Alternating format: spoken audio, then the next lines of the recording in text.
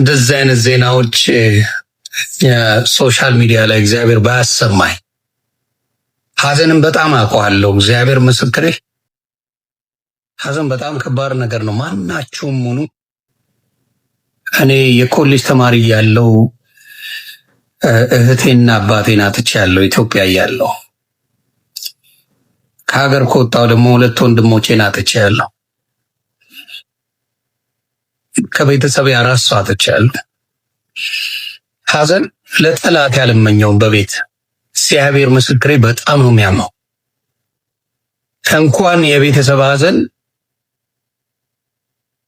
የጠላትን ሐዘን ራሱ ሲሰማ ያስደነግጣል። በጣም ይከብዳል። ምን ሆና ነው?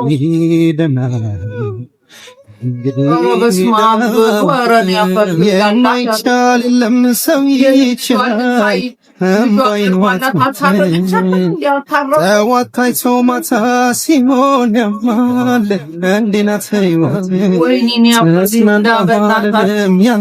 ተወዳጁ የኢቢኤስ 2030 ፕሮግራም አቅራቢ ጋዜጠኛ ጌታሁን አሰፋ ሕይወቷ ስላለፈው ስለ ቲክቶከሯ ዴዚ እናት ቲና የተናገረው።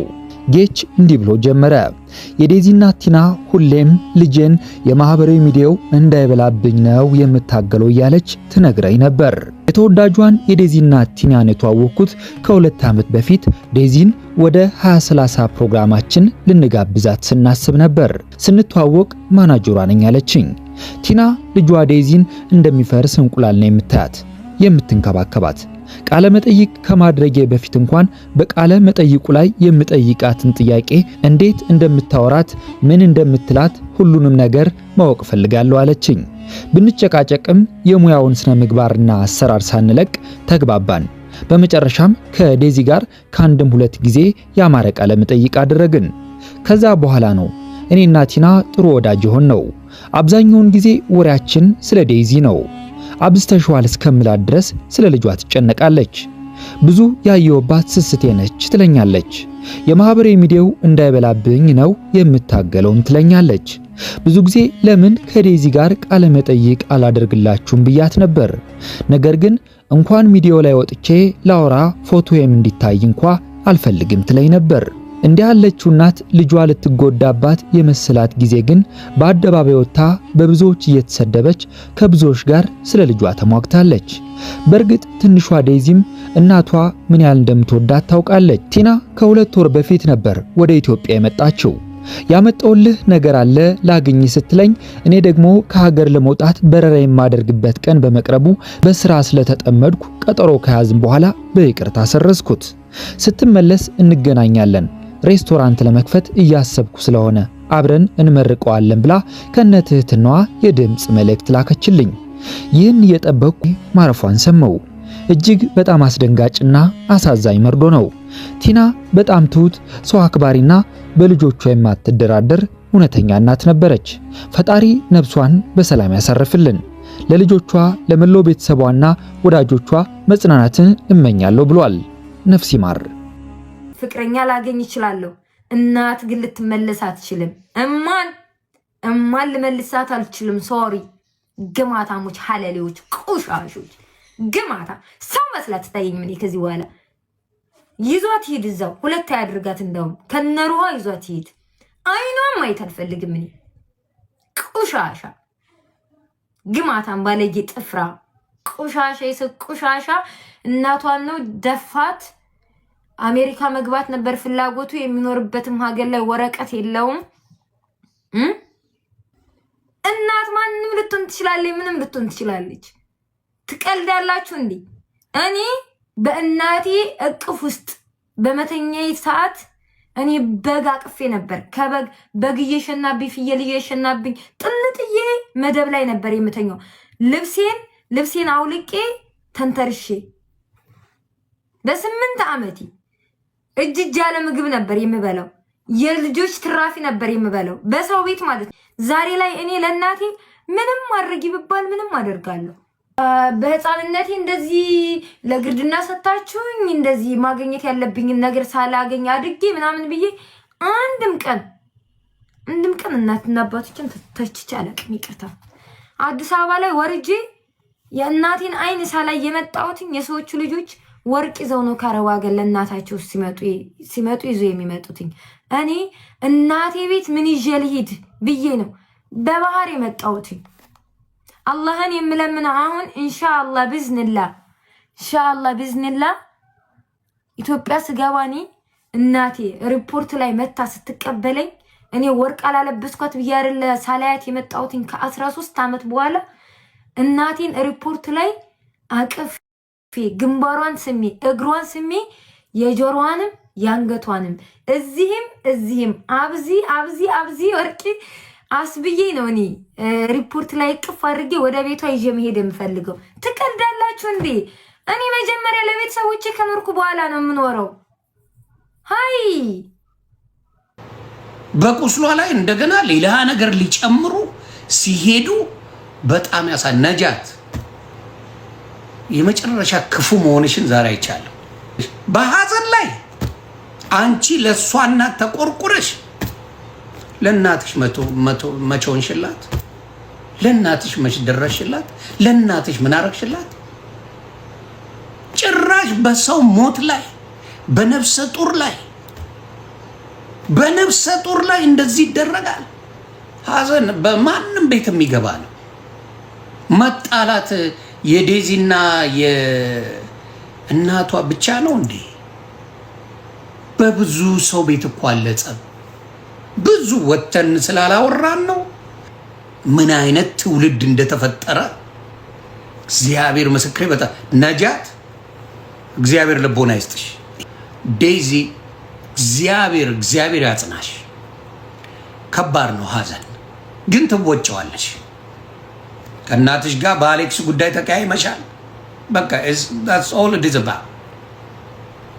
በቃ እሷ የፈለገችው ሌላ እንድታገቢ ነው ወይም ደግሞ ሌላ ህይወት እንዲኖርሽ ነበረ። ያንቺ ፍላጎት ደግሞ ሌላ፣ የሁላችንም ፍላጎት ቤተሰብ የሚለን ሌላ፣ እኛ ያደረግነው ሌላ።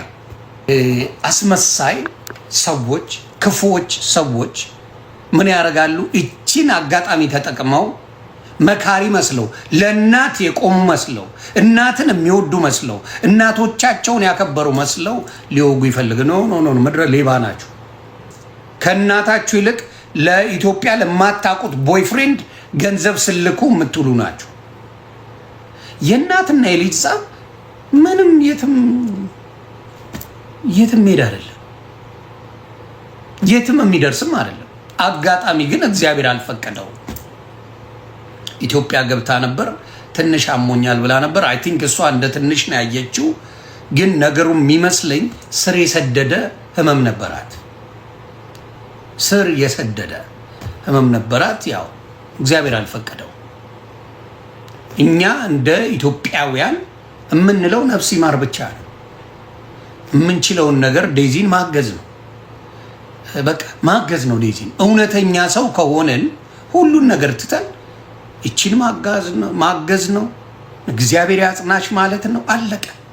እኔም ማቃት የዴዚን እናት በዚህ በአሌክስ ጉዳይ ነው። ማናችንም አናቃትም። ሶሻል ሚዲያ ላይ መታ ተናግራ ነበር በዴዚ ጉዳይ። ልጄን ሊያማግጥብኝ፣ ልጄን እንደዚህ ሊያደርግብኝ፣ ልጄን እንዲህ ሊሆንብኝ ነበር ያለችው። አሌክስ ሲዘርፍ አላየሁትም፣ ሲሰርቅ አላየሁትም፣ ሲያጭበረብር አላየሁትም። ሶሻል ሚዲያ ላይ እንደ ማንኛውም ሰው መጥቶ ይጫወታል። ትግራዋይ ነው፣ የራሱን ዘር ነው የሚያስቀድመው፣ ልክ ሌላው እንደሚያደርገው ይሄን ያደረገው። አለቀ። እኔ እጄ የምሬ ነው የምላችሁ፣ እጄ እየተንቀጠቀጠ ነው። የራሴ እጅ እየተንቀጠቀጠ ነው። አይ እንግዲህ ቴንክ ዩ ሶ ማች ለደሜዳ ወሲልክል የፈለግኩት ለነገሩ እንትን ቼክ አላረገኝም። አሁን እንዴት ነሽ እንኳን አላልክም። ምንም ችግር የለም። ብቻ ምንም ቢሆን የመከርክልኝ ነገር ስላለ ለሁለት አቆጥሬ እና ያው ቤታቸውን በልተናል ምናምን ያው ፋሚሊ ነን ብዬ ነው። እና ደህና ነው ወይ? ደህና ናችሁ ወይ? ደህና ነች ወይ? በቃ ያው ዴዚ ሄዳለች። እንግዲህ በቃ ምንም የምናደርገው ነገር የለም። ወደፊት ህይወቷን ማየት ነው። ይሻረጉላክ እና በቃ እኛ ደህና ነን። ሰምታችኋታል? ድምጿ እንዴት እንደተቆራረጠ መጨረሻ ተስፋ የቆረጠች ጊዜ ነው ይሄ ቮይስ። ዜዳውን ጥቁር አርገሽ የምትቀመጩ ማለት ነው። መድኃኒዓለም ህይወትሽን ያጥቁረው። እሱ ለውለታ ቆጥሬ እና ያው ቤታቸውን በልተናል ምናምን ያው ፋሚሊ ነን ብዬ ነው እና ደህና ነው ወይ ደህና ናችሁ ወይ ደህና ናችሁ ወይ? በቃ ያው ዴዚ ሄዳለች እንግዲህ በቃ ምንም የምናደርገው ነገር የለም። ወደፊት በቃ ህይወቷን ማየት ነው። ሁሉ ይሻረጉላክ እና በቃ እኛ ደህና ነን እና በቃ እሱ ልነግርህ ነው እና በቃ ስመጣ ኮንታክት አድርጋችኋለሁ እንጠይቃለን። በቃ አንተም በርታ እና በቃ ወታክስነሽ ሲስተርን ሀይበልልኝ ባይ። እናትየዋን አታቋትም። እናትየዋን ስለማታቋት ነው። እንዴት ልበላችሁ፣ ዲሴቢሊቲ አይደለም ዲሴብል መሆን ሳይሆን በተፈጥሮ የሆነ ምስኪን በጣም ሻይ የሆኑ ሰዎች የሉ። እናትየዋ ማለት እንደዛ ናት። ማንም ሳይኖራችሁ ፖቴንሻል እንዳላችሁ ሳይታወቅ ገና ደም እያላችሁ እትብታችሁ ገና ሲቆረጥ እናታችሁ ነበረች። መጥፎ እናት የለም ወይ? አለ። ከልጅነታችሁ የእናንተን ሰክሰስፉል መሆን የምትፈልግ እናንተን ተንከባክባ ያሳደገች እናት ግን እሷ ስትከፋ ከምታዩ ብትሞቱ ይሻላል። ቀጥታ መልእክቴን ለማስተላለፍ ፈልገው ለምሳሌ እንደ ዜድ ጎረምሳው አይነት ዜድ የአረብ ሀገር ያለው ጎረምሳው ደስ አለሽ አይደል? ደስ አለሽ ልጄን እያለች በየሰው ዋትስአፕ ሜሴጅ ላይ በየዋትስአፕ ሜሴጁ ላይ እናትየዋ ልጄን ነው የምትለው። አንቺ ግን የጌምሽ ፍጆታ አረግሻት። ዴዚ ጋር ብዙ ሰው ያያል። ስለዚህ እናትሽ እንዲህ አርጋ ስተትም ቢሆን ደበቅ ፎርዋርድ ባረግልሽ ደስ ይለኛል። እንዲሁም ዴዚ ሙሉ የእናትሽን አማርኛ ችለሽ በደንብ አማርኛ ችለሽ ብትሰሚ ማለት ነው። እኔማ በቃ የተኮ መስሎኝ ጊቭ አፕ አድርጌ ነበረ። ስላንቺ ነው የምታወራው። በተረፈ እሺ ቴንክ ዩ ሶ ማች አናግራታለሁ። በቃ የዴዚ ነገር ጥሩ ነው። አሁን እየተሻሻለ ነው፣ እየበረደ ነው። በጣም ትልቅ ለውጥ አለ። አትሊስት አሁን የምንፈራው ነው ባይዘዌ እንዲህ የምትለው ማለት ነው። ዴዚ ለ2 ወር ዘግታት ነው እናትየዋ እንደዚህ የምትለው። እኔ እናትየዋ እያለች ይህን ነገር አላወራም ብዬ ነው ዴዚ ሪች አውት ለማድረግ ሞክሬ ነበር። በጣም ዘግተሻት ራሱ ስላንቺ ነው የምታስበው የነበረው። ይቺ ምስኪን እናት ሁሌ ስለ ልጇ ነው የምታስበው። ሁሌ ስለ ልጇ ነበር የምትጨነቀው። እኔ ማንም ሰው ቁም ነገር ውስጥ በማይከተን ጊዜ ዴዚን የመሰለች ልጅ ይዛ ቤታችን መታ አክብራን ምሳ በልተን ከሲስተር ጋር እንደ ቤተሰብ ሆኖ በደንብ ተቀራርበን ለዚህ ማዲንጎ ልጅ ምስክር ናት ዲቦራ አብረው መታው ብቻ በጣም አሪፍ ታይም አሳልፈን እና ኢቭን ሁሌ ዋትስአፕ ላይ ሜሴጅ ትልክልኝ ነበር። ሁሌ ቮይስ፣ ሁሌ ስለ ልጇ ነው የምታስበው። ይሄ ዴዚ አማርኛ ስለማትችል አትሰማውም። ብትሰማውም ችግር የለውም። ለሌሎቻችሁ እንዳይረፍድባችሁ ነው። እናታችሁን የሚበልጥ ነገር አይምጣባችሁ። ብታስከፋችሁ ራሱ አደባባይ ላይ አትወጡ። ዴዚን በቻልኩት መጠን እሷ እንዳለች ለመምከር ሞክሬያለሁ። በጣም ግን እኔ እንጃ ሰምሃው ብሎክ እደረጋለሁ ኢንስታግራሟ ላይ በቃ መጥፎ ጓደኞችን የገጠመችው ስለ ባሏ ምናምን አይደለም ምለው፣ ግን በቃ የሚመክራት ሰው በጣም መጥፎ ሰው ነበር በዙሪያ። ለምን አትሰማም ነበር? እናትሽን አታስቀይሚያት፣ እናትሽን ሚዲያ ላይ አትውጣ። በጣም ነው ብላት በጣም አሁን ያው ጸጸቱ እድሜ ልክ የሚለቀት አይመስለኝም። ለሌሎቻችሁ ምላችሁ ቤተሰቦቻችሁን አታሳዝኑ።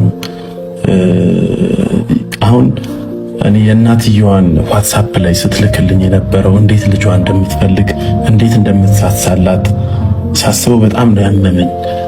የልጇን እንዴት ልበላችሁ ከልጇ ጋር ሳትታረቅ ማለፏ። ምክንያቱም ኤቭሪ ታይም ልጇ ነበረች ከፊት የምትመጣው።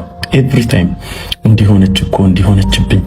ለምን ማንም ሳይኖር ምንም ሳይኖራት ልጇን ጠንክራ ብቻዋን እንደ ሲንግል ማም ያሳደገቻት እሷ ናት። እና ሰምሃው የተሳሳተ ነገር ቢኖር ራሱ እንዲህ መቆራረጥ የለባቸውም ነበርና እናንተም የእድሜ ልክ ጸጸት እንዳይዛችሁ። አንዳንድ ጓደኞች ደግሞ ተው፣ ከራሳችሁ ቤተሰብ ሳትጣሉ ሰውን ከቤተሰብ አታርቁ። ምንም ቢሆን እናት ናት እና በጣም ነው ያዘንኩት። እናትዬ ሳንከባበል ይቅርታ ስትል ሳንወታው ከልብ የመጣሁት ሞት ቀደመና መንገድሽ ዘጋው የኔን መሳስት መሬት ላይ አስቀረውሬ ትናንት ተኳርፈን ጀርባ ስሰታብት አሳውሮኝ በፍቅርሽ ስቆምር ዛሬ ግን በሆዴ አንዲት ስሞት አርግዘ የለሽም በገሃድ ልጠይቅሽ ይቅር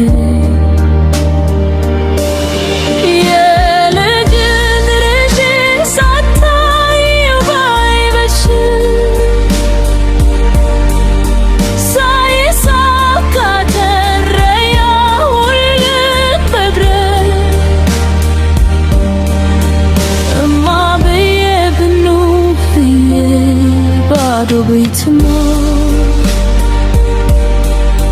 ያለሽበት መቃብር መልስ የማይሰጥ ነው።